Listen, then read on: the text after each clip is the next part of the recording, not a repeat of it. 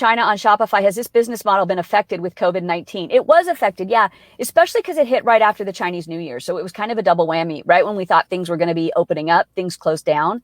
And so I think it helped to have cash, because I was able to buy in bulk and bring it to the United States, the things that I was selling. And I saw the writing on the wall a lot earlier than a lot of people. And I had already been bringing it in bulk because of Chinese New Year. And I have really good, suppliers there. So it did for a while. It's all coming back. And I think now, even with ePacket being almost completely gone, or like ePacket's like 35 days now, my shipping times are between 8 and 15 days on the things that I get directly from China. Totally acceptable. Yeah.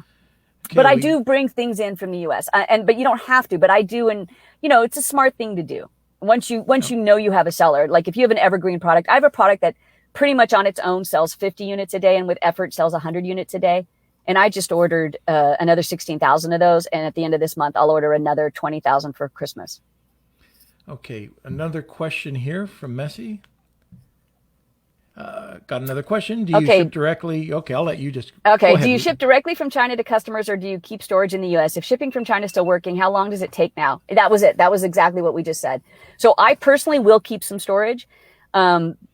Because I know my product's selling, I will not do that on a testing item. I definitely now, even if I think I'm going to bring it in to the US, I will wait till I'd sold, I don't know, probably 100 units, to do that.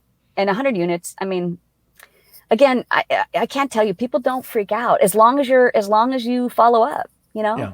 Especially with COVID. People are really understanding with COVID. Like, we wrote, because we were really hit even in the US. I mean, I had my New Jersey factory shut down for 4 days. And I just sent out a mass email because I have their email, because they're my customers, because it's my store. I'm not building Amazon's customer list. I'm building Elena's customer list. No way. Yeah. And I just said, look, thank you for your understanding. And I of course had nothing to do with the warehouse, but I just wrote an email saying, we're restructuring our factory for social distancing. I have no idea what my factory was doing, but I told these folks, I reassured them that everything was fine. We didn't steal